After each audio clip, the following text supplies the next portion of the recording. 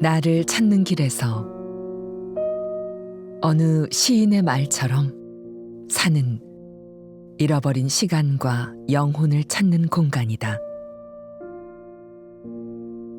그래서 산은 신비로움과 두려움이 공존한다.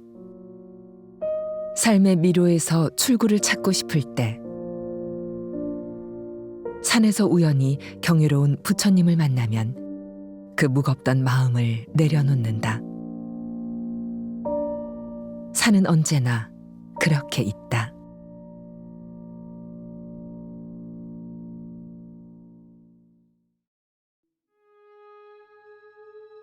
수많은 전설과 영험한 이야기로 넘쳐나는 경주 남산. 남산 기슭의 나정에서 박혁거세가 태어나고 법흥왕 시절 불교가 공인된 이래 남산은 부처님이 상주하는 신령스러운 산으로 추앙받아왔다. 시대와 상관없이 여전히 경주 남산이 신비로움으로 각인되는 이유는 대자연의 힘에 의탁하여 인간이 도저히 풀 수 없는 법력을 펼쳐놓은 수많은 불교 유적들 때문일 것이다. 그런 의미로 경주 남산은 유네스코 세계문화유산으로 선정되기도 했다.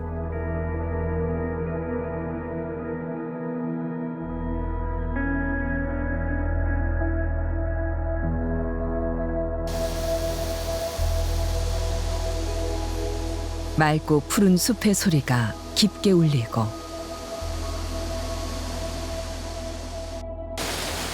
청정한 버금이 소용돌이 치는 곳.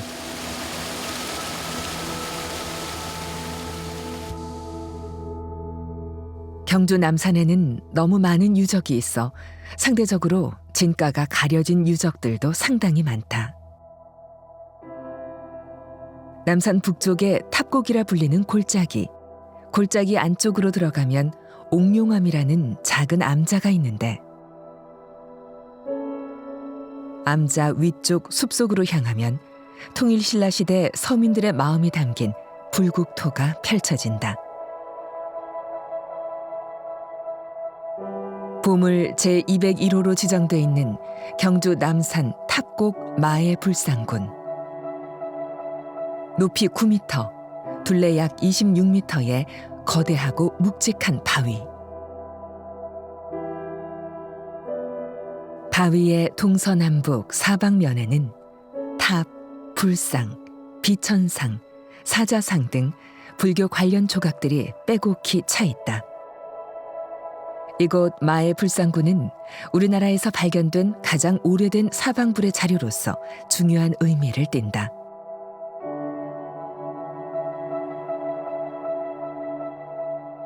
독특한 예술의 경지이며 동시에 무한한 경배의 대상으로서 바위에 새겨진 부처님 세계. 조금만 자세히 들여다본다면 누구나 섬세한 조각상에 매료될 수밖에 없다.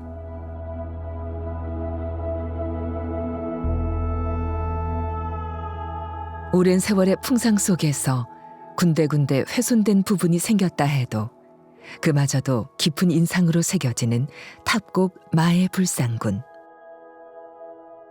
탑곡 마의 불상군은 남산의 불교 문화를 가장 잘 표현하는 작품 중 하나로 평가받는다. 첫 번째로 이야기할 수 있는 건 좀 자유롭다는 거예요. 그러니까 탑이라든지 그리고 난 다음에 황룡사라든지 분황사라든지 사천왕사지 같은 경우에는 일정하게 탑이 있어야 될 위치가 있고 그리고 불상이 있어야 될 위치가 있고 그리고 대체로 이제 남쪽 방향을 바라봐야 된다는 약간의 정형성이 있거든요. 대체로 불상을 만들 때는 독존 또는 삼존상 정도로 만들어지는데도 불구하고 경주 남산에 있는 불상은 한 분을 만들기도 하고 두 분을 만들기도 하고 세 분을 만들기도 하고. 경주 남산 탑곡 마의 불상군이 언제 조성되었는지에 대해서는 아직도 의견이 분분한 것이 사실이다. 다만 통일신라 시대 신인사가 있었다는 내용의 명문 기와가 발견된 것으로 보아 우리나라 밀교의 일파인 신인종과 깊은 관련이 있는 사찰로 추정되고 있다. 그래서인지 마의 불상군 주변에는 사찰의 흔적들로 보이는 석조 유물들이 곳곳에 남아 있다.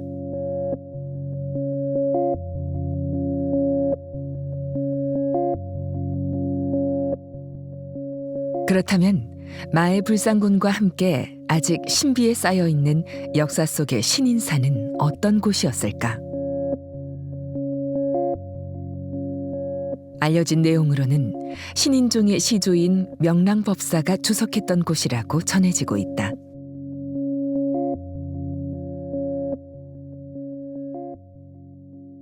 그 당시 유행했던 불교의 가르침은 유식이었습니다.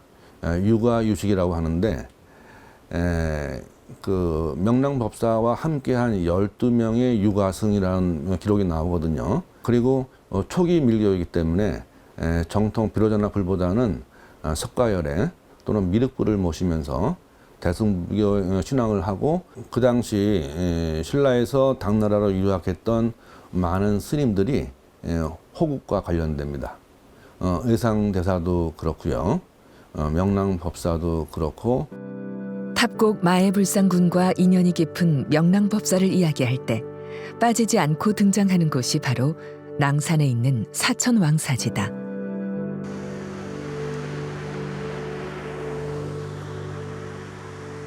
사천왕사 절터 입구에는 아직도 당간지주가 남아있는데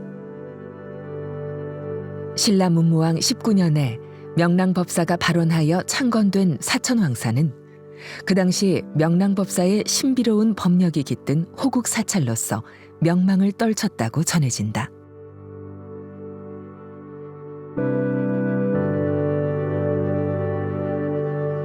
지금의 절터는 몇 차례의 학술 발굴 조사를 거쳐 머리 부분이 없어진 거북 모양의 비석 받침돌을 비롯하여 비각지, 석교, 비편 등 주요 유적들이 발견되었고 금당터와 목탑터 등 가람의 배치가 명확하게 밝혀져 있는 상태다. 사천왕사지에는 명랑법사가 당나라로부터 통일신라를 지켰던 이야기가 흥미롭게 전해지고 있다. 신라로서는 당나라의 대군이 밀려오는 것을 막을 힘을 찾으려니까 토리가 없었어요. 그래서 대신들을 모아놓고 대책회의를 하는데 각각 김천존이라는 자가 근세에 당나라에 갔다가 비법을 전수해가 오면서 용궁에 가서 그 비법을 전수해주고 황금 천냥을 받아가 자기 우물 속으로 신라로 돌아온 명랑법사에게 맡기면 그 일을 해결할 수 있을 것이다 하여 문무왕은 명랑법사를 찾아갑니다. 비단으로서 바로 여기 같이 법당에 치고 그 다음에 풀을 베서 오방신을 만들고 육아대더 육아에 유명한 스님 12분과 12분과 그 다음에 명랑대사가 상수가 되어 문두루 비밀지법을 시행합니다. 진언을 독송하며 국가적인 재난을 물리치는 종교의식, 문두루 비법. 명랑법사와 사천왕사는 당나라에까지 소문이 나게 되고 급기야는 당나라를 속이기 위해 사천왕사 대신 망덕사라는 절까지 지어졌다고 하는데 사천왕사지 건너편 소나무 숲 부근에 남아있는 망덕사지는 지금 이렇게 당간지주만이 묵묵히 서 있다. 그때 신라 조정에서는 시급히 다른 절을 지어서 그쪽으로 그 사신을 안내했습니다. 사신은 이것이 가짜 절이라는 걸 알아챘죠. 그렇지만은 신라 조정에서는 잘 대부해서 보내면서 본국에 돌아가서는 신라에서는 오로지 황제의 만수무강만을 축원한다 이렇게 전달을 했습니다. 나중에 그 절은 이제 망덕사라는 이름을 갖게 되었습니다. 밀교의 주술적인 힘을 빌려 호국을 행한 명랑법사의 이야기는 경주 남산의 불교 역사에 새로운 흥미를 더해준다. 그런 측면에서 탑곡 마애불상군이 명랑법사가 주석한 신인사가 있던 곳이라면 탑곡 마애불상군과 밀교의 연관성은 어떻게 설명될 수 있을까? 사방사불 또는 만다라 구조의 초기 형태로 볼 수도 있습니다. 그런데 한 가지 좀 의문스러운 점은 보통 저 밀교의 만다라라고 하게 되면은 수인이 분명히 드러나거든요. 그런데 이 마애불상군에서는 부처님, 그다음에 보살, 스님, 그다음에 뭐 여러 가지 천신, 나무 등등이 등장하면서도 이 수인은 전부 다 소매로 가리고 있다는 점입니다. 과거의 이야기들이 어떠하든 지금 우리를 감동시키는 이 힘을 부정하리는 아무도 없지 않을까. 신라의 일반적인 사방불과는 조금 다르게 다양한 구성 요소로 장엄되어 있는 탑곡 마애불상군은 그 자체로 하나의 사찰 공간이다. 사방의 바위면 중에서 가장 넓은 북면에는 중앙의 본존부를 중심으로 왼쪽 9층 탑과 오른쪽 7층 탑이 조각되어 있다. 경주 남산에 있는 많은 불교 미술에서 불상이 조각되어 있는 경우는 많이 볼 수 있지만 이렇게 불상과 함께 탑이 조각되어 있는 것은 극히 드문 경우다.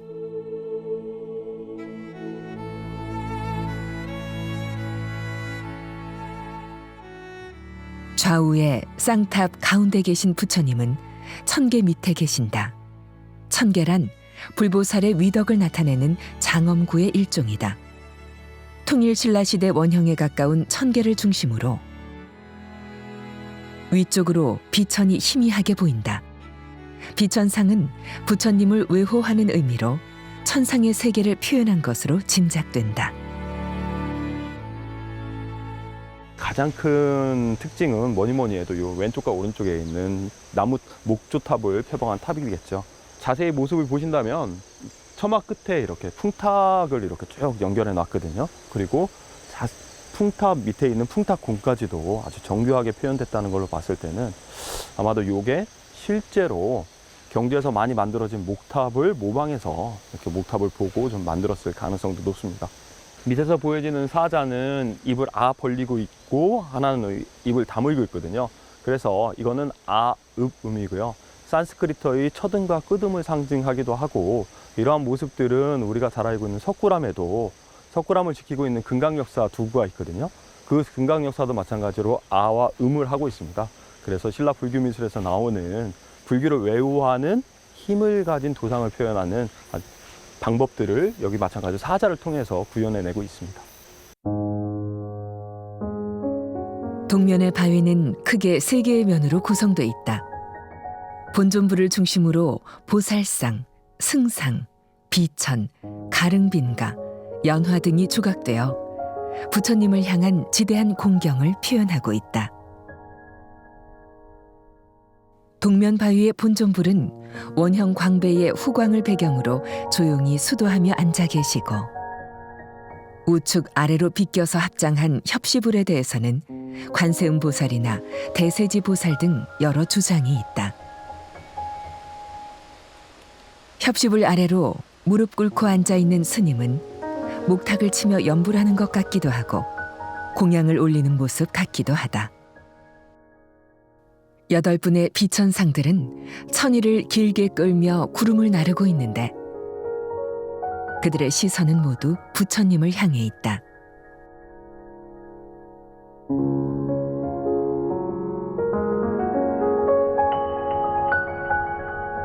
시공의 경계를 초월하여 남산 깊숙한 곳에 은밀하게 펼쳐진 이상향.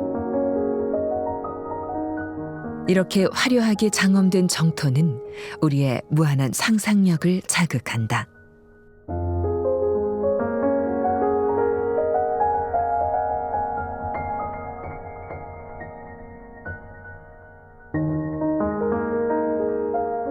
바위에 선명하게 새겨진 보리수와 고요하게 참선에 든 스님은 우리의 상상 속에서 영화의 한 장면이 되기도 한다. 남산 주변에 있는 불교 도상이라든지 아니면 다른 지역에서 나오는 신라시대 불교 미술을 봐도 나무가 이렇게 표현되어 있는 경우는 잘 없거든요. 그래서 중앙에 이제 부처님이 홀로 앉아서 왼쪽과 오른쪽에 있는 2개의 나무 사이에서 이렇게 수행하는 모습들을 잘 사실적으로 표현하고 있습니다.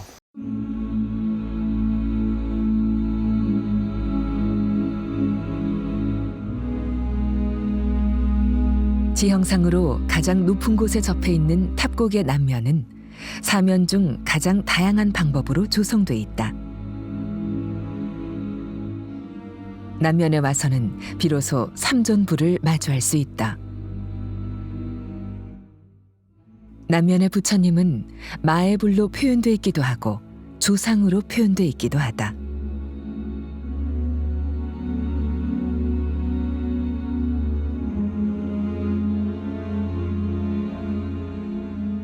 구름이 걷히면 더 뚜렷이 보이는 부처님. 남면의 산존불은 바위를 깎아 감시를 설치하여 그 안에 모셔놓았다. 좌우 협시보살들은 서 있지 않고 본尊을 향해서 몸을 틀고 앉아있다.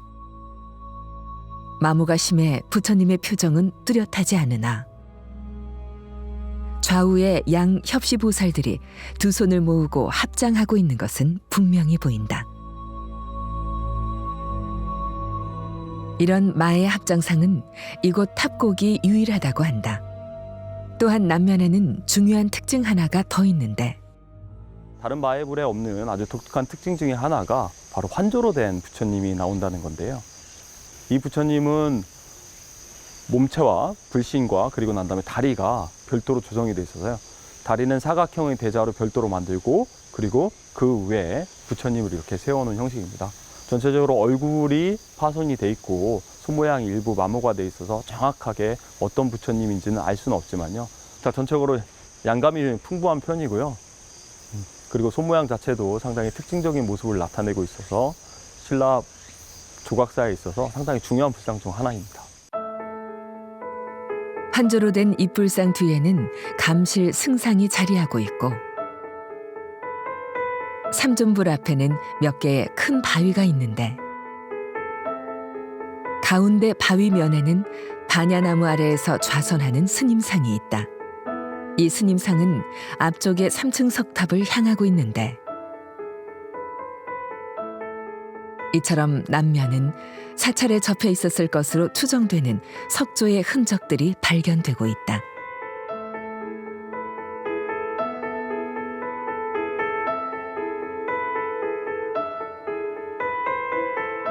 서쪽 바위면은 우측이 산기슬과 붙어 있어 내면 중에서 가장 면적이 작다.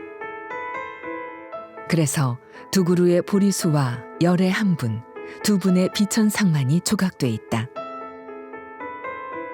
서면의 본존불은 다른 면의 불상에 모두 원형 광배를 새긴 것과는 다르게 보주형 광배를 쓰고 있다. 서면 왼쪽의 비천상은 탑곡의 비천상들 중 유일하게 몸 전체가 표현돼 있다. 탑곡 마의 불상구는 이처럼 동서남북 사방으로 조각상들이 복합적으로 표현돼 있다. 그렇다 보니 조각상들로 추정되는 창건 연대에 대한 추측도 7세기인지 9세기인지 두 갈래로 나뉘고 있다. 그중 7세기로 보는 견해는 명랑법사와 신인사가 탑곡 마애불상군의 연원이라는 주장과 일맥상통한다. 하얀 딸 모양으로 새겨진 눈에 웃음이 어려 있고 부처님 가슴에 비스듬히 승기지가 그려져 있는 모습 등이 이들의 견해를 뒷받침한다.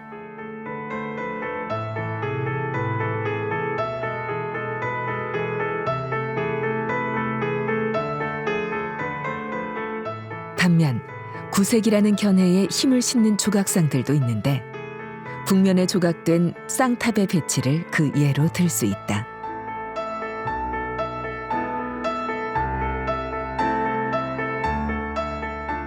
시간은 거꾸로 흐를 수 없기에 이성과 논리로 도저히 풀 수 없는 역사들이 있을 수밖에 없다. 하지만 우리의 마음을 움직이는 것은 그 너머에 있다.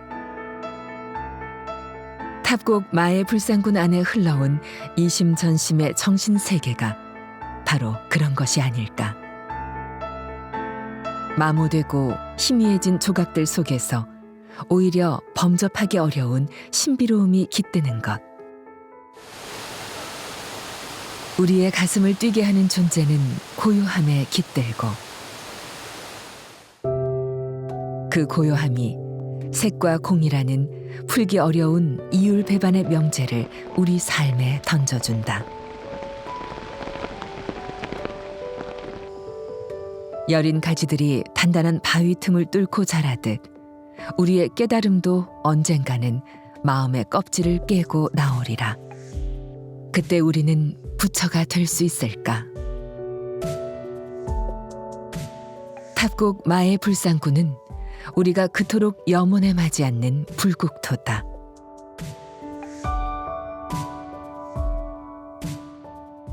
탑곡마의 조상군은 말 그대로 하나의 수미산이라고 이야기할 수 있습니다. 그 당시 많은 사람들의 염원이 집약된 결과가 아니겠는가 이렇게 볼 수가 있겠습니다. 고개를 돌리면 부처님의 세계인 바로 그곳이 지금 우리에게 다가오고 있다.